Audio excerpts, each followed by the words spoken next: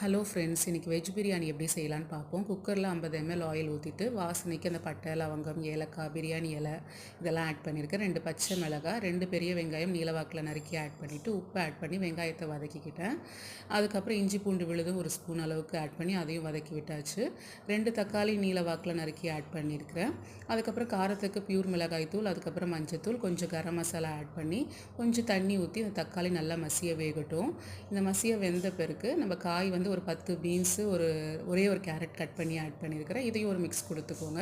புதினா கொத்தமல்லி கொஞ்சமாக எடுத்து வச்சுருந்தேன், அதையும் ஒரு மிக்ஸ் கொடுத்துட்டு பாஸ்மதி ரைஸ் எடுத்துருக்கிறேன். நார்மல் ரைஸும் நீங்கள் யூஸ் பண்ணலாம். பாஸ்மதி ரைஸ் ஒரு 15 நிமிஷம் ஊற வச்சுருந்தேன். 2 கிளாஸ் அரிசி எடுத்திருக்கேன். அரிசி ஒரு மிக்ஸ் கொடுத்துட்டு 1 கிளாஸ் அரிசிக்கு 1.5 கிளாஸ் தண்ணி, மொத்தம் 3 கிளாஸ் ஊற்றிருக்கேன். நார்மல் ரைஸ்னால் நீங்கள் 2 கிளாஸ் ஊற்றிக்கோங்க. 1 கிளாஸுக்கு 2 விசில் வைங்க. நார்மல் ரைஸ்னால் நான் பாஸ்மதி ரைஸ்னால் ஒரே ஒரு விசில் விட்டு எடுத்தாச்சு. Lunch box ready.